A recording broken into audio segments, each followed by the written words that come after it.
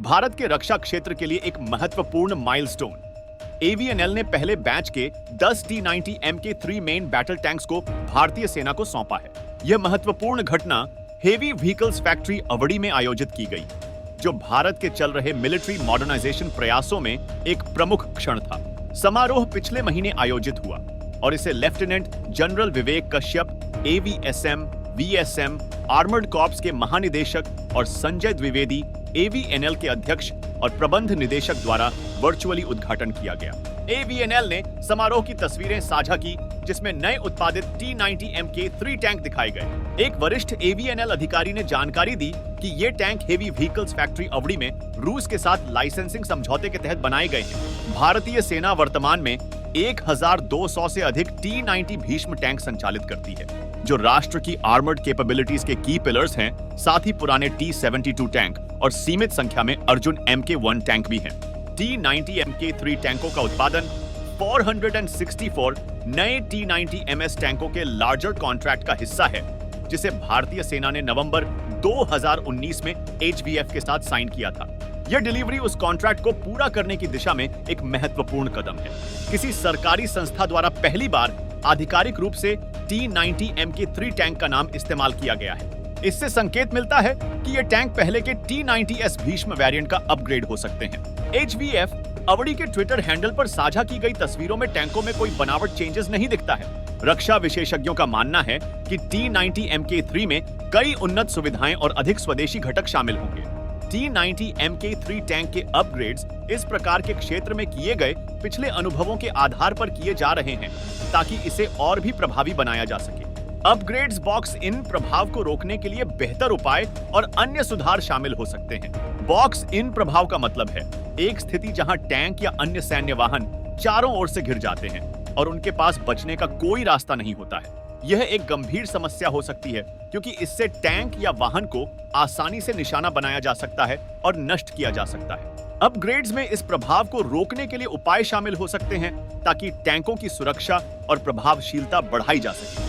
AVNL अधिकारी ने बताया कि T-90 Mk3 में updated automatic target tracking system, digital ballistic computer और साइटिंग सिस्टम शामिल है।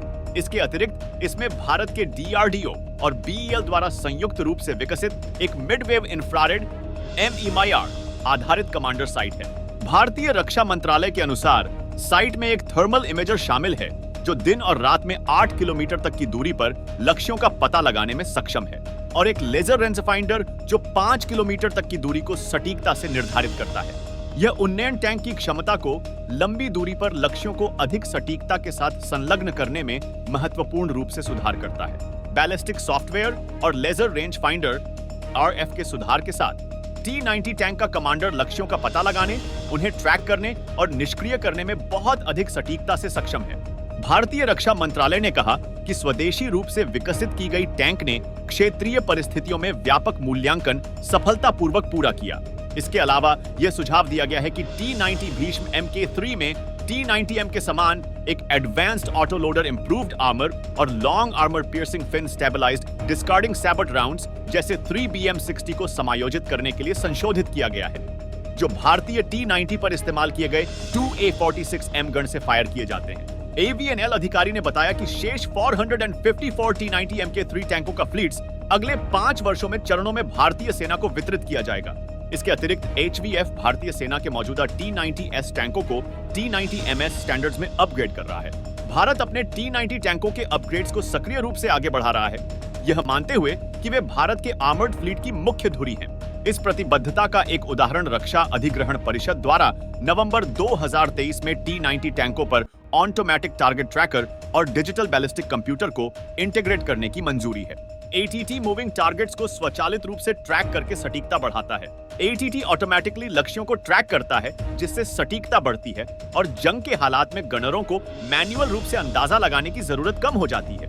इसके अतिरिक्त यह DBC गोले की शेल्स ट्रैजेक्टरी की कैलकुलेशन ऑटोमेट्स करता है, गनर के कार्यभार को कम करता है और फायरिंग की सटीकता को और बढ़ाता है। नेटवर्किंग क्षमताओं को बढ़ाने के लिए भारतीय सेना ने जुलाई 2023 में T-90 टैंकों पर स्थापित करने के लिए अल्फा डिजाइन टेक्नोलॉजीज से 400 सॉफ्टवेयर डिफाइंड रेडियो का ऑर्डर दिया।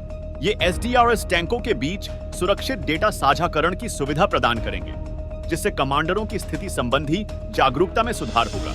हाल ही में अनावरण किए गए T-90 मैक 3 टैंकों में ये इलेक्ट्रॉनिक यूपीजी रेड्स भी शामिल हो सकते हैं। इस विषय पर अपनी राय हमें कमेंट करके बताएं।